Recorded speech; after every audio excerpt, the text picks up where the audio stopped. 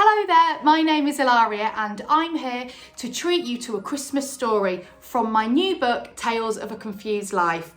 And wouldn't this be the most perfect Christmas present? Whoever you were to give this to would be absolutely chuffed.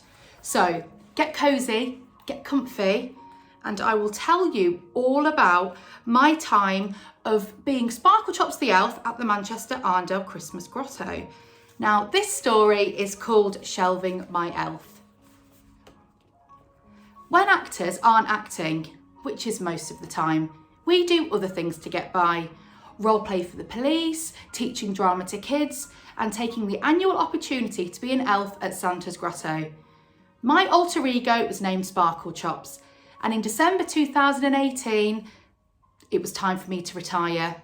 I hung up my elf outfit, I put away the glitter, and I decided it was time to move on after a rather unfortunate incident involving Santa's bowels. I lost track of the amount of crying, screaming children that I photographed, too scared to sit on Santa's knee. Looking back, they were sensible kids. But my favourite little boy was one who asked Santa for a pizza. And when it was time for his photo, I chirped, "Give me a Christmas smile," to which his mum shouted, "Look less cross-eyed." I've never seen a kid look so confused. He tried uncrossing his eyes, which only made things worse, and resulted in the worst photo ever taken during my time as an elf. I'll also never forget the bloke who came to the grotto with a baseball bat and said he wanted to lock all of us elves in his shed and feed us his special yoghurt. I said I was flattered, but no thank you, because dairy doesn't always agree with me. A child with red cheeks called Nevaeh asked for a potato. I don't know why. Now, side note, whenever a child tells you that their name is Nevaeh, they will always say it's heaven spelled backwards, like it's their tagline. Fancy having to go through life, always having to explain your name. Parents can be so cruel. I became fascinated with kids' names, especially a little girl called Ambi Pure. I said, "Come on, Ambi, come and get your presents." Her mum put her hand on my shoulder. "Listen, love, her name's Ambi Pure." "What? Like the air freshener?" "She's my kid and I'll name her what I want." The grotto was divided into different areas with different roles, and I got to be floor elf, which basically meant just posing for selfies, cuddling babies, and answering ridiculous questions. At first, I didn't have the answers, but after a while, I got worryingly good at lying, and what questions they were. Sparklechops, does Santa watch you on the toilet? My daddy says, will you sit on his knee? If you're an elf, then why are you in Manchester and not far away being a midget?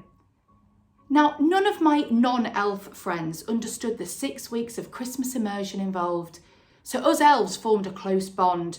We became a gang, and not just any gang. We were the elite, Father Christmas's gang. It was almost like being a celebrity. Look, hear me out. Everybody wants your photo, everyone knows who you are, and you get mobbed by kids in Aldi when you're trying to buy a sandwich. Now, other roles at the grotto included pram watch, which meant just staring at empty prams whilst the mums and babies were in seeing Father Christmas. Pretty soul destroying. Another was refill elf, also pretty rubbish. That would involve topping up the boxes of chocolate lollies for 10 hours and not eating them, which is probably a good thing because the chocolate they used in the lollies was only 5% cocoa solids. I'm still trying to work out whether the 95% was.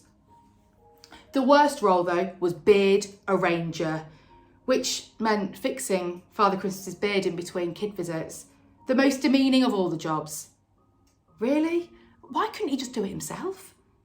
Being floor elf meant that I had to chat to all the people waiting in the queue, and they were rarely normal. I remember a man who was a chronic oversharer. In the space of 5 minutes, I'd learned all about his eczema and that his wife wanted to be called Andy. I earnestly responded, well, as long as you're all happy. He simply replied, "We're not." I wished Andy and him a very Merry Christmas and told him that Santa was ready now. When in doubt, always pass the problem on to the big man.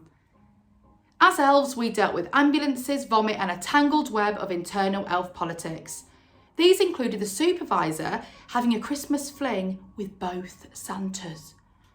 Yes, both. I also recall heated arguments over which air freshener to use. Forest Pine Dreams or Sugar Plum Fantasies. Neither smelt like an acting job, but despite the large volume of bodily fluids, I quite enjoyed myself because it was non-stop and there was constant drama. At the grotto, we all ate like pigs. We somehow managed to survive on a diet of Greg's pasties, Quality Street chocolates and personal failures. However, after a few weeks of a high sugar and pastry diet, the big man himself, Father Christmas, felt a stirring in his stomach. I heard a gurgle that sounded like a dodgy pipe in an old house. He looked terrified and immediately started taking off all of his clothes, layers upon layer of brightly coloured pre-worn tat. I've never seen a man take off his clothes so quickly, even in my wilder days. He left a trail from the grotto to the public toilets. This was not Christmas magic. The supervisor slapped a tenner in my hand and sent me to the nearest place that sold Immodium. I ran through the Ram shopping centre dressed as an elf and I crashed into Boots.